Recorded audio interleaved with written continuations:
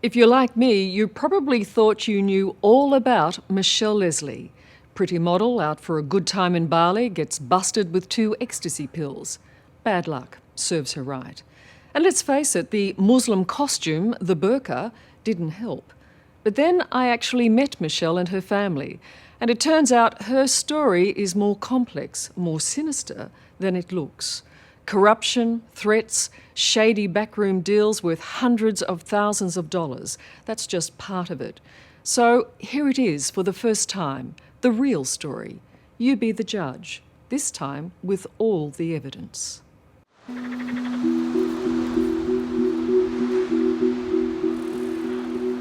I think I lost my life that I had before. I lost a lot of myself. There's been a lot of misconceptions about the person that I am, that I'm this spoiled little rich girl, and I'm not. Since she was a teenager, Michelle Leslie has made her living in the spotlight. A glamorous model with a flourishing career. Now she spends her days as a virtual recluse, lonely, afraid, and unable to find work. Is it hard to come to terms with being judged so publicly? Absolutely. Because not only was it such an extreme situation that I was in, it was also such a public situation, and everybody knew and everybody had an opinion, and that was difficult. 6 months after her release from a Bali jail, Michelle feels Australia has turned against her. She's remembered as the Muslim of convenience, who wore a traditional burqa to face her drug charges. Now it's time to tell the real story. So there's no doubt in your mind that you've been set up? Yeah, no doubt. And I'm quite happy to say that I'm not a perfect person, and that I'm sure I'll make more mistakes in my life. And in life I have made many mistakes, you know, but this isn't one of them.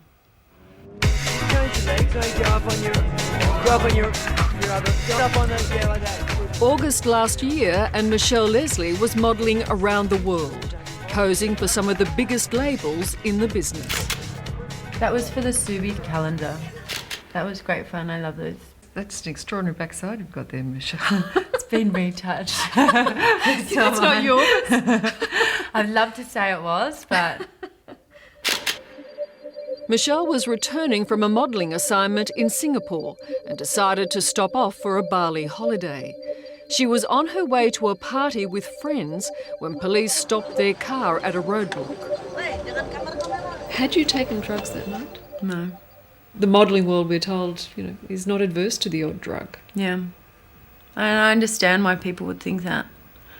And, I've said to you, I'm not an angel, I have experienced life before and have experienced, things, but, not on that day.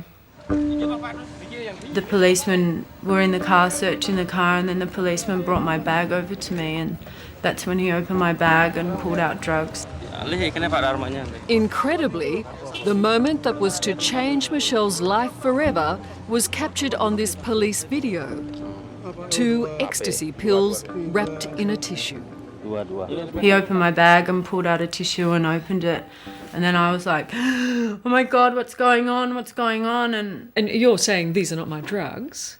Yeah, of course. We were sitting at the roadblock for quite a few minutes.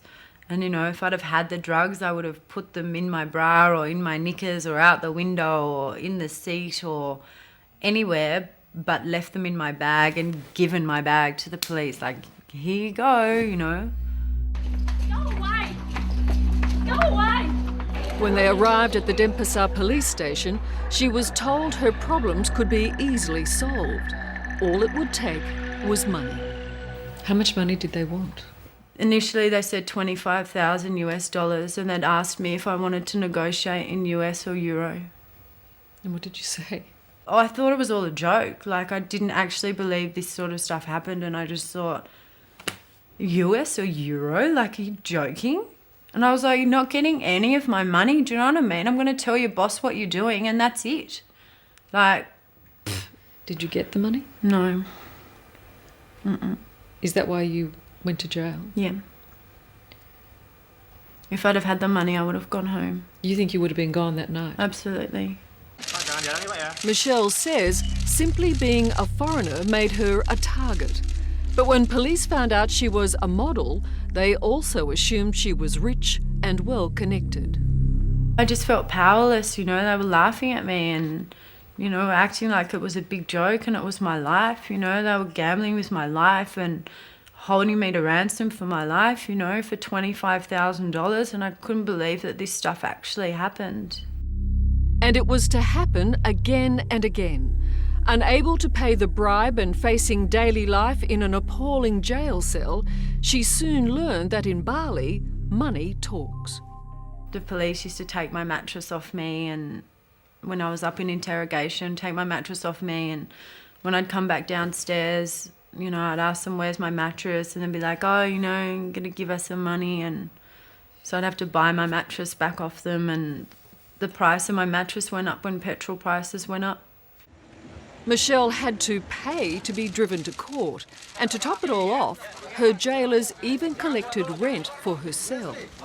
Rent? Yeah. Rent for your prison space? Yes.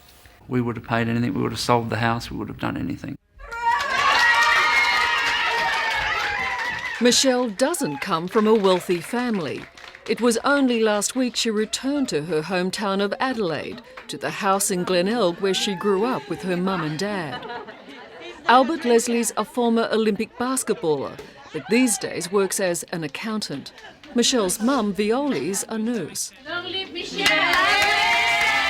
They were completely overwhelmed by Michelle's arrest and the extortion demands that just kept coming.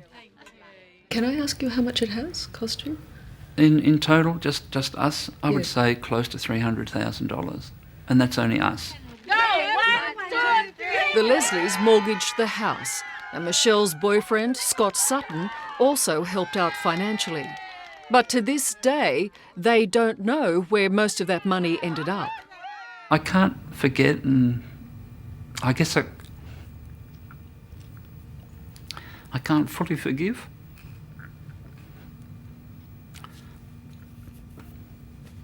I guess because of the anger. And the more I talk about it, the more angry I get. So, and why? What has she done? She didn't kill anybody. She didn't import drugs. She didn't do anything. She did nothing wrong. She was framed, set up, whatever you want to call it. And we just can't seem to get around that. Bribery was one thing, but Michelle's Indonesian lawyers told her she had to play the system, admit guilt to go free. She reluctantly signed documents saying she was a drug addict to ensure a lighter sentence. And even though an initial drug test was negative, she had to watch as a second test, days later, was tampered with. My lawyer and the police doctor were sitting there and they mixed drugs into my blood. You saw that happen? Yes. And I cried and I was saying to them, what are you doing? You're making me guilty. You know, why are you doing this? And they were laughing. And Did he tell you why? the lawyer said to me, Michelle, you're in the system now. If you plead innocent, you'll sit here forever. If you do what we say, we've done thousands of cases like this before, say that they're yours, all of this sort of stuff, and you'll go home. When we were first told we have to have Michelle as a drug user, I thought, no, don't be stupid. She doesn't take drugs. We're not having that. I don't want to hear about it because she is not a drug user. Mr. Leslie, if we don't go that way, we're looking at 15 years. And I said, well, you know, swallow a bit of pride here. Okay, let's make her a drug user.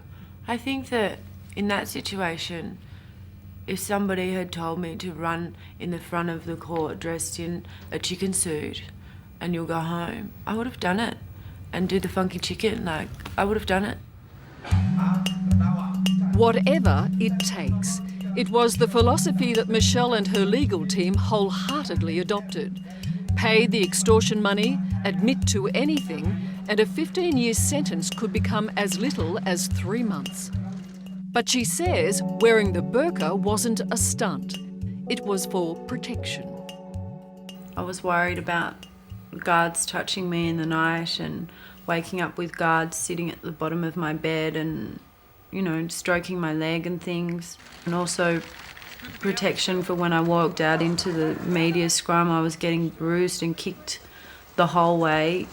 When I put the burqa on, everybody moved aside and it wasn't so, aggressive environment around me. It was viewed as being a convenience, that you were, a convenient Muslim for the day. I'm really sorry if I hurt anybody by doing that, but at the time I didn't feel like I had any other choices, When she walked out in the burqa, both Mum and I we sat back and thought, what is that?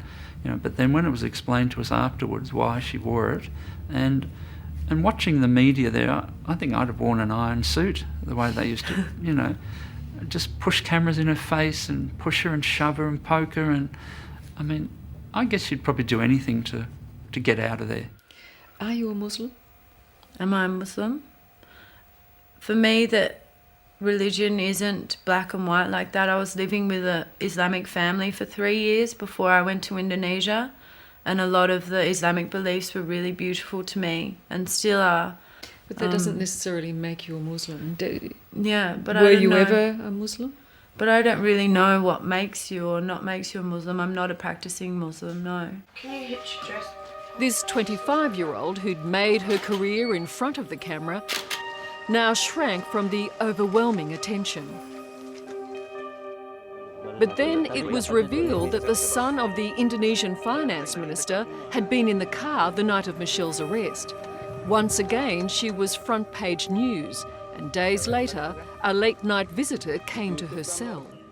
He was like, make sure you don't tell anybody about the people that's in the car, or, you're in danger here. We can get in here, there's no problems, Be careful for your life. Did you believe him? Yeah. So you took that as a threat? Yes. And do you still believe that that was a threat? Yes. Who would do that? I don't know. He was obviously well connected enough to be able to get in there because nobody was allowed in there. But the strategy of whatever it takes succeeded. She was released after just 3 months. I was so excited. I wanted to jump up and kiss everybody and be like, oh, going home, That's how I felt. I was really excited to be going home. But the excitement of her escape was short-lived. Back home at last, she found the welcome was anything but warm. One of the things that seemed to get up people's noses was that you came from wearing a burqa to sitting in an aircraft in a little top, tight jeans, reading Vogue magazine. Yeah.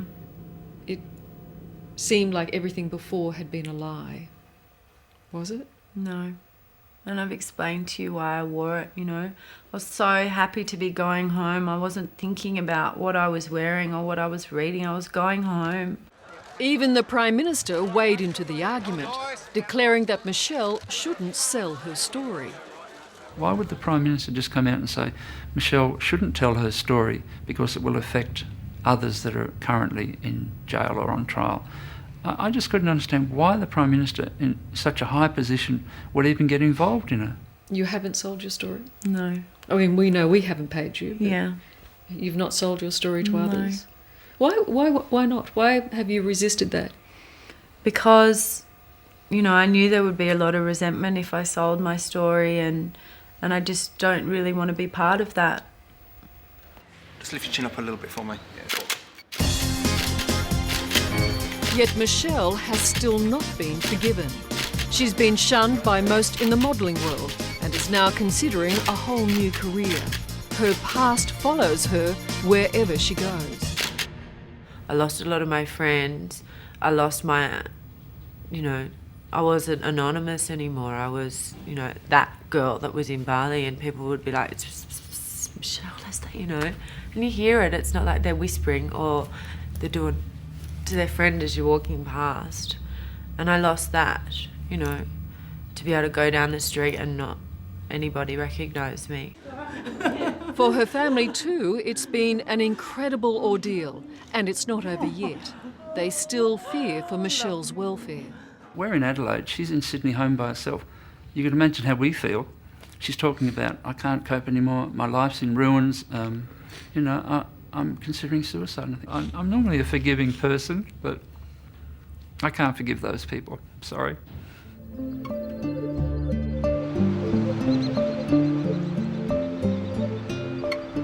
I had two choices at the end of the day, and one choice was to stand in court and accuse everybody of what they'd done, or be silent and come home. And so I was silent and came home.